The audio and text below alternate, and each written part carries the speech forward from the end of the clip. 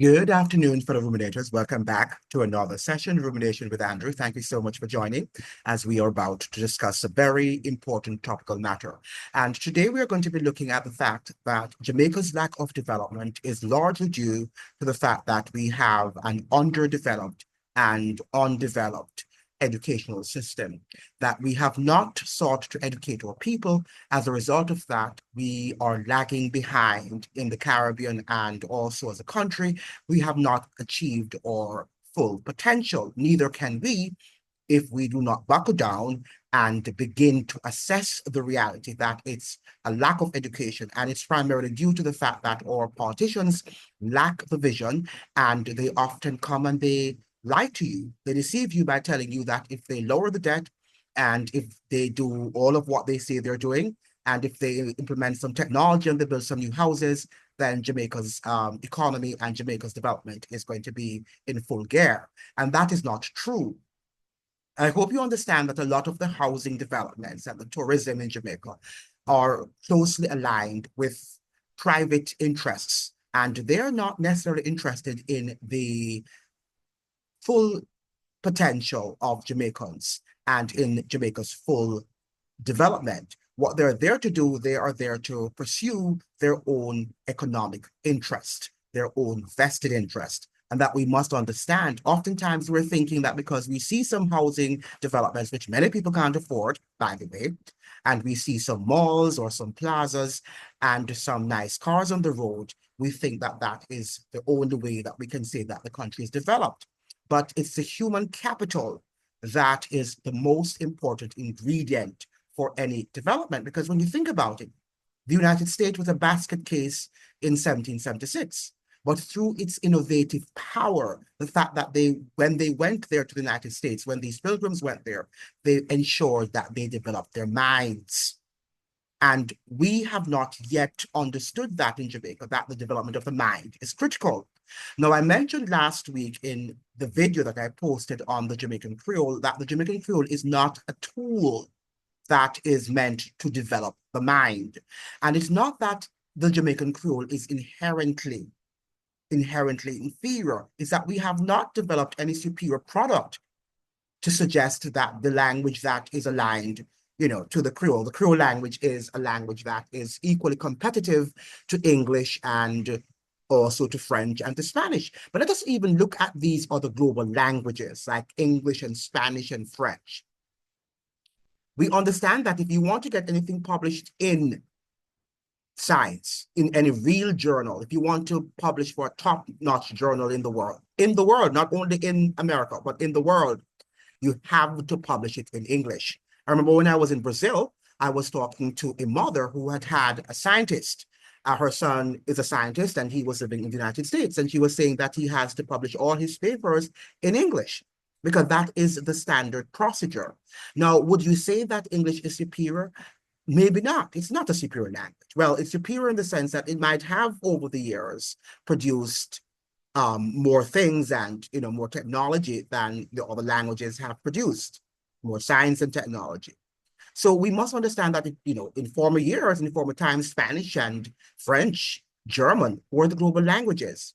But Jamaica Creole, or Jamaican Creole, I should say, has not produced any science and technology that is worthy of that people are going to rest their attention. Look at China, for example, even the Chinese language, look at the technology, the level of technology and development in China, the likes of which we're not even seeing in the United States. And yet still China is still not, the Chinese language is not the language of the world.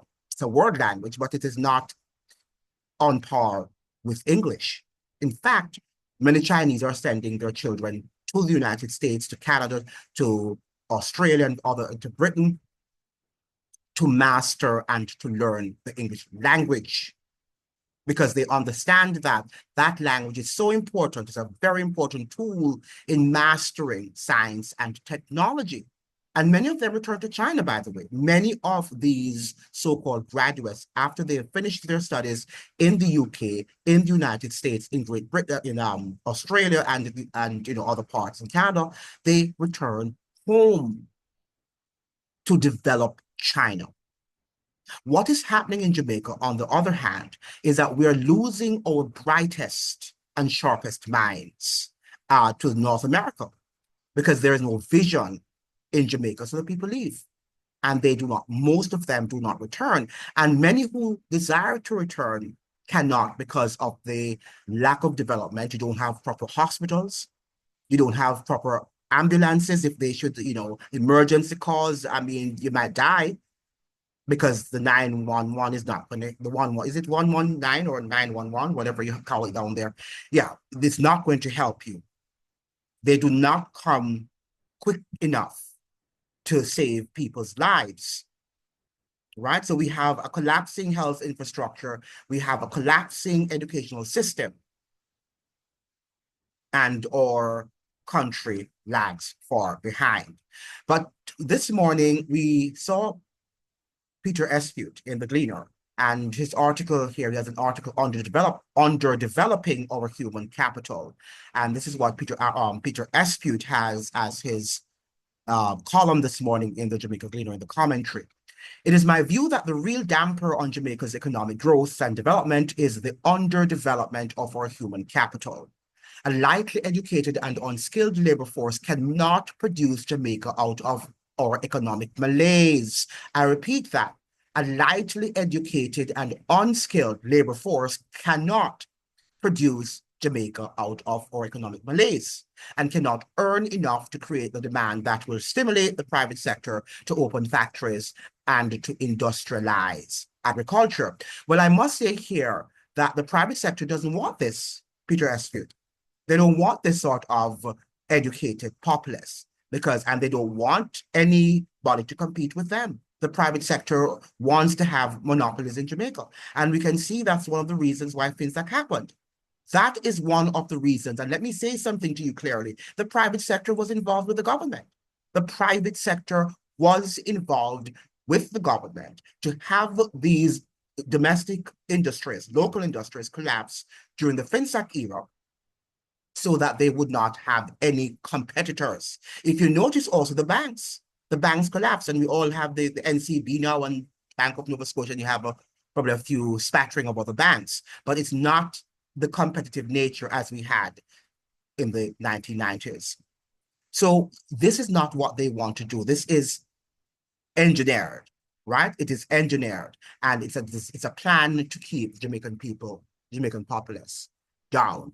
A highly educated labor force will be able to conduct the research that will allow the development of new products from the raw materials we produce. I continue to be mystified that countries like Belgium, Switzerland, and Holland, which produce not an ounce of cocoa, have captured the global milk chocolate market, while here in Jamaica, with some of the highest quality cocoa in the world, cannot get chocolate production right. Now, I'm not surprised because we know that the global rules, he understands, Peter Espeut has to understand that we live in the realm of globalization, and the rules are often not fair. We don't have equal rules, and the WTO does not, what rules apply to America, what rules apply to the countries in the European Union will not apply to Jamaica. Right? We often have these bigger countries, these more developed countries, that they have favorable rules that allow them guarantees to do what they need to do. And they also have, their markets perhaps are, and their country, their economy is less deregulated, right? Ours is not properly regulated, and the government perhaps doesn't have the power to regulate our market, or markets. So they allow these foreigners to come and they do whatever they want to do. And again, the foreigners desire monopolies so that they can, import whatever they want to import, and we export less. And the more we export less and we import everything that we need, then we are going to always be slaves to their economies. So that is a plan, that's a design. How do we now, since we have signed all those treaties, and that is what Peter Espeut has to tell us, how do we come out of such treaties? I don't know. right? He understands how hostile this global environment is. We can see in Venezuela also, which is the largest producer of oil in this region, and how the United States want to get its way over Venezuela, and Venezuela is saying, no, you're not going to get everything. We have to get, this is our oil, and the United States wants to control their oil. And the fact that the United States cannot control that petroleum on that nation state, on that, in that country, then you have the fact that their assets have been frozen, economic sanctions have been imposed on them, because that is how the show is run. It's all in the name of globalization. So when you think about the whole matter of sovereignty, many of our nations are not fully sovereign, right? Because the United States could not dare. Venezuela is not attached to the United States. It's not even a former colonizer. Spain was the former colonizer of Venezuela. Yet still, the United States seeks to get what it wants. And now they are even revving up a war against Venezuela to totally destroy that economy so that the United States can get what it wants. So I'm not surprised, Peter Espeut, when you look at the inequities of globalization, right, of this international market. The largest producers of cocoa in the world are in Africa, but cocoa actually originates in the Americas. So he's giving us some history. The Spaniards had large cocoa plantations here at the time of English conquest, and cocoa drinking, although known in Spain, was not widespread. Sir Hans Sloane, who came here in 1687 as the personal physician to the English governor, learned from Jamaicans how to mix cocoa with milk and sugar, and took the concoction back to England with him and popularized it there. English manufacturers imported our cocoa and sugar, and the milk chocolate became an English product, not a Jamaican one. In truth, colonial Jamaica was not allowed to manufacture chocolate or refined sugar for that matter. British politicians were careful not to allow anything that could be produced in the UK to be manufactured here, so they could maximize British employment and win votes. And that's the same thing that happens, whether it's in the United States or wherever. Jamaica was created to produce primary products to go to the UK for processing. We had to import milk chocolate and white sugar from the UK, even though we produce cocoa and sugar. And that is the irony. That is the conundrum that we face, that back in the days of slavery, the sugar was coming from our country, the cocoa and other raw materials. And yet still it had to be sent to Britain, refined there, and then sent back home, and we had to pay higher prices when it was sent back there. It was only after independence that Jamaica built its first sugar refinery at Monmouth and its first factory to manufacture milk chocolate at Highgate. They didn't last because our manufacturing costs were too high, electricity, et cetera, et cetera. And that's the whole thing. We also, the entire Jamaican infrastructure is set against its citizens. I repeat that. The entire Jamaican infrastructure is set against productivity and the success and survivability or survival of Jamaicans. In other words, the Jamaican environment is anti-Jamaican. It's not pro the ordinary Jamaican. And that is what we have to understand. And the song, was it by Tony Rebel, What a Nice Place to Live, is Feet Jam Down. The only problem is dollars not run. And it is true, it's a beautiful island.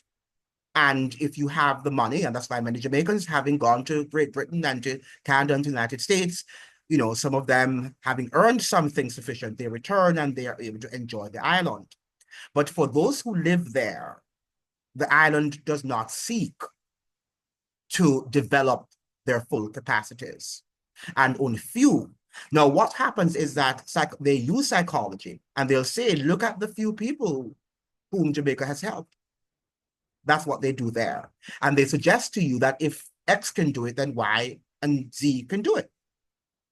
When that's not true, because the country was not made to provide opportunities for the masses of people there. And I can tell you, and I'm still seeing people, the more I talk to people there, is the same thing. You're holding on that lowering of the debt is going to lead us into the land of milk and honey. And that is not going to happen. I'm suggesting to you that nothing is going to, that is built on a lie. Nothing that is built on a lie is going to survive, it's going to last. It's going to collapse. The sand is going to come and, the sea is going to come and wash it away because it is built on sand. It's not built on the rock, on a rocky foundation. And the IMF policies are rocky, deceptive, and also demonic. Right? So that's going down and lowering to 60%, 68% of GDP or whatever is not going to develop Jamaica. Because as I told you before, whose debt is it? Is it the people's debt or is it the debt of the elites that we are paying back by our labor and we're not getting anything from it? And notice that the banks and these big corporations in Jamaica are, while Jamaicans are barely surviving, they are gaining lucrative profits every year. No matter how bad things are in Jamaica, the banks are always publishing that they have done extremely well and other large corporations in Jamaica. So it's time for us to open our senses, open our minds to say that, what is happening here? This country is really a hostile place. This country is really a hostile place to Jamaica. Now, I'm not suggesting here that Prime Minister Andrew Holness or Mark Golding or the authors or the engineers of what is happening. They're not. It is what it was. Jamaica has always been this place, has always been that very hostile place. But they have to sell you this sort of grandiosity to keep you brainwashed and to appease you, to placate you, that you will be able to catch into a false narrative and catch the false vision. Though the Bible says, without vision, the people perish. And I think vision there means, therefore, that you have to be inundated with the truth so that your minds can be developed. You cannot solve a problem if you do not understand the gravity, the seriousness of the problem. You must have a thorough understanding, a thorough knowledge of the problem before the problem can be solved. And our understanding in Jamaica is so shallow, is so narrow that we think that just lowering the debt and following rigidly what the IMF tells us, afterwards, it's going to be, wow, we are going to be planted, our feet are going to be on solid ground. Now, one of the things I would like to ask also, now that we understand the United States has been deindustrialized, now that we understand that, how do you think, and their country is going down, the United States is going down, the United States of America is going down. How do you think Jamaica will be going up when Jamaica is so heavily dependent on the United States? And its market, its tourism market particularly. How do you think that we are going to develop? And the IMF and all its monetary institutions. We should be concerned about what is happening there and the remittances that go from the United States to Jamaica. Yet still we're believing what Andrew Holness tells us and what Mark Golding tells us, that we are on a path. Well, more so the government, the incumbent, telling us that we're on a path to development when we can see that the United States is clearly on a path to destruction, to economic destruction. Right? But we are on a path to economic development because we are reducing our debt. And Elon Musk is there doing the same thing that the Andrew Holness is doing. The same thing, Elon Musk. And this is the hypocrisy of our educational system, that our people do not understand how to be objective and fair. So we can look at Elon Musk now and we will disparage him and what he's doing in the United States and say that he's wicked and he's evil, and in some cases he is, for cutting jobs that people need to survive. And that is true. But why don't we also criticize the IMF and what Andrew Holness and what Dr. Nigel Clark did? Why didn't we criticize them and say that they did equally the same thing? Because that's what Musk is saying, that we have to be efficient. And they were telling us the same thing, that we have to be efficient. We have to ban our bellies and we have to cut back on things because we have to lower our debt. The same thing is happening in the United States. The United States has been deindustrialized. It is now a consumerist economy And people are just consuming, consuming, and consuming. And what we have there now is a debt that is at $36 trillion. Nobody is going to be able to pay that debt off. It's not going to happen. So what is going to happen is that the citizens will eventually become slaves. And I'm not saying this to symbolically. I'm not saying that they're going to become slaves symbolically. They're literally, they're going to become slaves because they weren't paying attention to.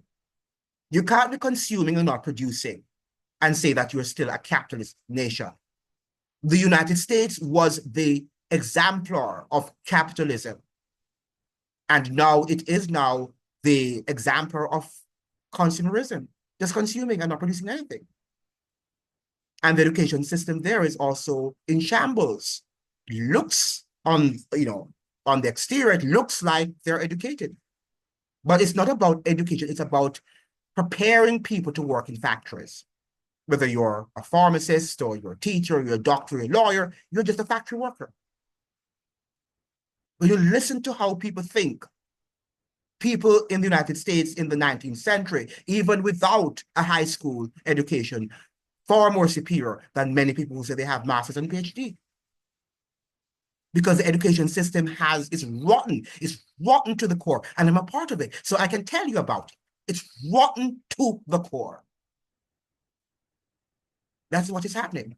So I hope that when Peter Espeut is talking about education here, he's not just looking at education in that narrow construct. But even so, I agree with him that even if we had had the same sort of factory level education as they have in the United States and in other countries, then, our society would be a little softer and a little bit more able to think, right? But we're so coarse and crass and crude that I'm not sure that we are going to be able to think. As I suggested to you last week, sorry, not last year, but last week in my video, that the language prevents us from thinking. It prevents us from becoming a refined society. Right? It prevents us. Let us look at the schools in Jamaica. If you have a child in Jamaica and you're living in St. Anne or you're living in Kingston, you're living in St. Elizabeth, whatever, are you going to send your children to the war school?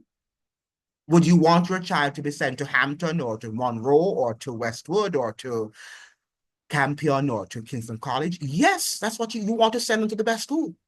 Now, if you are not classist, as you say you are, and some of you are at war with me about the language, that English is your what do you call it? You have a colonial mind. They accuse me of having this colonial mind because I told them that English was a superior language to the Creole, and it is. Not because it's inherently so, because of what it has been able to produce. Right? Let's go back to the school analogy. Many of you would not send your children if you have the means to Denham Town High School. You won't.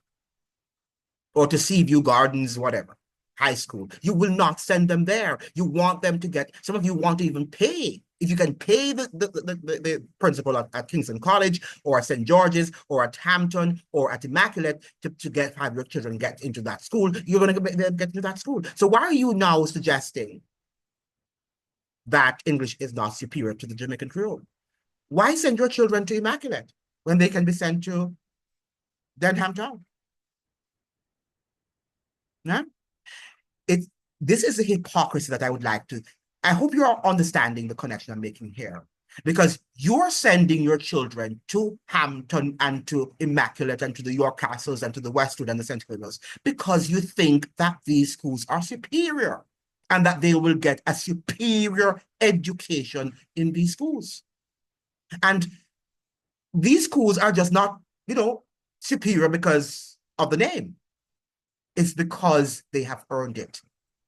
They have earned it. They have produced excellent students over the years. That is what I am talking about. So until Denham Town or, all the other schools that are so-called second tier or perhaps third tier in Jamaica, until they begin to produce students of excellence, in the majority. I'm not suggesting here that they might produce one or two, because some of the time they do. Some of these schools produce one or two excellent students, and they can compete with any student coming out of Westwood and York Castle and St. Hilda's or Monroe's. They can, but that's not the rule. It's the exception. So it's the same thing about English and the Jamaican Creole. English is a superior language as it stands now because it has produced technologies, science, philosophies that the Jamaican Creole has not been able to produce. Hasn't produced yet. When are we going to produce that? And then we can now talk and say, yes, they are on equal footing. But we cannot say that Denham Town is on equal footing to Immaculate Conception High School. We cannot say that. If you're saying that, you are stupid, because that is not true. And this is the sort of hypocrisy that we play in Jamaica and the world at large. The same thing is happening also in America. People saw what Bill Gates did as a billionaire during the pandemic, and they saw how many people lost their jobs because they didn't want to take a particular medicine. And people, businesses were closed down because of the lockdowns. It's the same thing that Elon Musk now is, having people lose their jobs. Just cutting jobs overnight, and people just lose their jobs overnight, having no means of survival. Yet, it's Elon Musk, it's Elon Musk. And not being able to look back to have a reflection. There are people who are even talking about, I don't know about Fauci. I don't know what he did. How can you see a man that was so much important, a great actor in what happened 5 years ago, and not know who this man is, not know who the metal of the man is at this juncture of the history? How can you do that to yourself? So how are you going to learn? How are you going to learn? But you have all the strength for Elon Musk and for Donald Trump. And rightly so. And rightly so. If those on the left were definitely following what, what Elon Musk is doing, and those on the right follow what the left did, and look objectively to see that both of them are not working in the interest of the majority of people, but they're working in their special interest, in their vested interest, then I think our world will be better. But we can't take off the filter off from our eyes, from how we look at our politics and our politicians. Right? But if you look carefully at what Bill Gates did, among other billionaires 5 years ago, the same thing Elon Musk is doing. He's just coming now, and because the foundation was laid there, they did things that, even now I'm wondering if that was a dream, if that happened in so-called free America. Even now I'm trying to come to grips with that reality. I don't think it was a reality, but it was real. It was real. So Peter Espeut is suggesting that we need, and he's spot on, to educate, and the Jamaican government needs to invest in local education. There's no other way. The debt is not going to free us. The lowering of the debt is not going to develop us. And if it were that they were telling us the truth, then yes, maybe we could say that. But the IMF cannot be trusted, right? The IMF cannot be trusted. The same thing that Elon Musk is doing is the same thing that the IMF policies and the World Bank policies do. It's the same thing. And when are you going to open your eyes to see that? Just go and read about the IMF and look at and the language. And if you go and read Andrew Holness's speech, or what's his name, Portia Simpson Miller's speech, or all the prime ministers who have, engineered and who have, what should I say now, stood above, had to lead out on the IMF policies and the World Bank policies. If you read their speeches, it's the same what you're going to see on the economic ministers, right? Efficiency, and we are consuming too much, and we have to lower debt. And that is what Trump is doing. The sad thing is when they lower debt, whose pocket is it going into? And they say that they've acquired surplus. Whose pocket is it going into? Right? It's not going into the pockets of the ordinary people. And that is what we've got to understand. IMF, Elon Musk. Elon Musk, Bill Gates. The same thing. Right? The same thing, if we can dig. And that is why it requires education for us to think. And many of us are not able to think. Now, let's go on. We have, at the same time, Jamaican governments continued the colonial policy of ensuring that not too many Jamaicans were much more than literate. So he's saying after independence, we continued the same policies of not educating our people. Otherwise, who could cut cane, weed bananas, and pick coffee? They want to have us as being what? Hewers of water and carriers of wood. That is what they have us as. That is what they see you Jamaicans as. And that is why they want you to say, wagwan, wagwan, wagwan. While they are in their, mansions, speaking intelligently and being able to walk with the queens and all of that stuff. Yeah. While you can't walk with kings and queens because you can't even speak their language. You are speaking the language of a plantation. And one of the hypocrisies too, when I remember when Professor Rex Ford was alive, and in his performative speech habits, mimicking the cadence of the British monarchy. That's what he did. That's what he was doing because he went to Oxford. So he had to mimic that sort of cadence and to show you that he was superior, right? At the same time, you loved him, right? And he never spoke a word of patois. He's always in speaking English. But you loved him. He's a son of the soil. And yes, you should. You should love him. But why don't you pattern his language?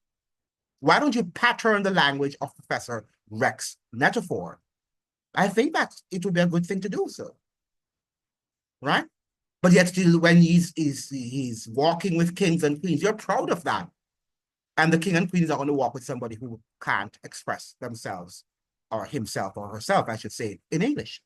The king and the queen is not going to, well, it's now a king. So let me say the king or the queen, if there should be a queen. I don't think there'll be a queen in any time soon, but the king or the queen is not going to walk with any Jamaican who is not able to use standard English. So you can let me know if you are in agreement with that. At independence, Jamaica had 41 high schools, 21 junior primary schools, and 672 elementary all-age schools. And of the high schools, there were about 7 for boys and only, there were 7 for boys only and 14 for girls only. So there were 7 for boys only and 14, so that was twice. The co-ed schools had vastly more girls, which I wonder if that's true, but I would have to check. And they might have had more girls. They probably did. To access one of the scarce high school places, a student had to pass the common entrance examination, and very many sat the CEE, but places were few. Jamaica suffered under British colonialism, right? Now, look at Jamaica's independence now. Jamaica's independence government borrowed from the World Bank to build about 60 high schools. Good move. But look at what they did. Look at what the independent Jamaican government did. But wait, instead of building high schools for Jamaican children to pass the CEE, that's the common entrance, to enter, they built junior secondary schools to get in, you had to fail the CEE. So instead of building grammar schools or trying to improve on the primary school landscape to get our kids more equipped, because you know that when I was going to school, for example, the schools were overcrowded.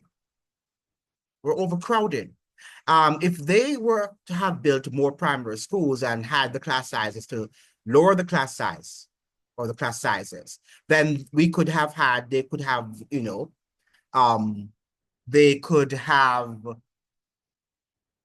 looked at the need, examined the needs, the personal needs of each student. and corrected these needs, these academic needs, and allowed them to go to grammar schools, right? But they decided to build junior secondary schools, which were of low competency and inferior stock. Even after independence, Jamaican government sought to protect the cheap, unskilled labor supply for the plantations. Let me repeat that, because not only I'm not the only one now. This is not me talking. This is Peter Espeut speaking. Even after independence, Jamaican governments sought to protect the cheap, unskilled labor supply for the plantations, because Jamaica is a plantation, right? It's a plantation. Slavery didn't end. Slavery in Jamaica never ended. And when you land there, you see it very clearly. Between 1962 and 1976, the number of high schools to get in you have to pass the CEE increased from 41 to 44, right? From 1962 to 1976, we only built or added 3 more high schools. It increased from 41 to 44. That is embarrassing. And the number of secondary schools to get in, you have to fail the CEE or the common entrance, increased from 8 to 71. Wow. That is incredible. If after independence, Peter Espeut is suggesting here, if after independence the government had built high grammar schools instead of junior high schools, that's junior secondary high schools, where would Jamaica be today? And he's replying, certainly not in the sorry condition described in the Orlando Patterson report. Right? And they love the reports, right? They love to have the Orlando Patterson report, as if that is going to make Jamaica's education, improve. It's going to create a miracle, right? We lacked vision and we perished. And I like what he says. We lack vision and we perished. I don't think we are going to be able to resurrect ourselves. Not at this juncture of the history of Jamaica's history and world history. We can't. Because ultimately the UK moved away from protectionism and our sugar could not compete against those countries which had mechanized. And we had to shut down our sugar industry, producing only enough to satisfy local demand and to make rum. We no longer have much of a sugar industry, and the unskilled workers were thrown out of work anyway. What is left is still not mechanized. We do not have the imagination to find something else to grow on the old sugar lands. All we can think to do is to convert prime agricultural land into housing. That's what we're doing. Just converting these land into housing. And if we should look behind the scenes, who controls these land? And who are building these houses? Certainly not the average man, not the average Jamaican, right? The oligarchs control the land. And when they control the land, we're slaves. We're slaves. It's very important even today to be owners of land, And they have captured these lands and they're building houses on them and, they're not producing, right? Transform Jamaica's education system, develop Jamaica's human capital, and watch Jamaica grow. I'm going to stop there. He's going on, but I want to repeat that. I can end here. Transform the Jamaica's education system. Transform Jamaica's education system. Develop Jamaica's human capital and watch Jamaica grow. That's the only way we're going to grow. We've got to grow our country. We've got to develop our human capital. And we've got to ensure, and if we educate our people, they will be able to some degree speak English. They will, if we educate them properly, even if we indoctrinate them, because that's what many of us are doing right now, even in the United States, right? Even if we indoctrinate them, they will be able to speak with some level of proficiency the English language, right? But now what we have are slaves on a grand plantation, and most Jamaicans love it. Because if they can wield their linguistic power over these people, they feel that they are superior. And yes, they feel so because evidently English is a superior language. Even they acknowledge, even though they write in their academic papers that no, the Creole is equal to English and English is a colonial language. But when they are speaking to the Queen or they're addressing the United States president or any large institution, the World Bank, be it the World Bank and the IMF, they're using English. And they want to show off the type of English they speak and their mastery of the language. But they don't want their brothers and sisters remaining on the plantation to do the same. And that is why they're fooling you that you don't have to speak English because English is a colonial language, it's a white man's language. But so is the Jamaican Creole. All right. But we have to develop the human capital. And the human capital is the human mind. And language plays a very pivotal role in the development of the human mind and brain. Very important role, a very pivotal role. And maybe as soon as I get myself together, I should present a series of lectures on the brain and language development. Because a language helps us to think. And that is why people who speak multiple languages have this capacity to think because the language that the other language they speak or the languages that they speak coerce them to think in a different way. The same thing, the same sentence, the same idea, but expressed in a different way. Right? In a different way. I think they say when you're learning German, for example, not Germany, Germany is a country. When you're learning German, that the verb is at the end, I think, of the sentence. Now, that's incredible. That you're using so many words and the verb comes at the end. If I remember, I'm not studied German, so but for those of you who have studied it, I mean, is that so? I think that's what I heard or read. So I think we have to develop the human capacity in Jamaica to its fullest. And Jamaicans have the ability. We have the ability. We have the aptitude to achieve this great effort. We have it. It's within Jamaica. It's within the ordinary Jamaica. If pushed, if motivated, if inspired to do it, so we can have a better Jamaica. And perhaps, even though I think it's late time now, but given the fact that our population has not grown exponentially since independence, perhaps it's possible because we only have 3 million people there. Jamaica only has 3 million people there. When you think about the Dominican Republic that has 4 times Jamaica's population, Haiti, same thing, 4 times Jamaica's population. Why can't we do it? Why can't we do it? What is stopping us from doing it? We ourselves. We don't like each other. We don't like ourselves. We hate each other. As a result of that, we'd like to see our brothers and sisters, the large majority of them, remaining on the plantation. How sad. How sad. After all, Jamaica is not the nice place that you think and a nice place to live because people wicked. Thank you so much for joining. I hope that you'd like, share, and subscribe. Remember to like the videos can be shared with as many people as possible. See you in another one. Adios. Ciao.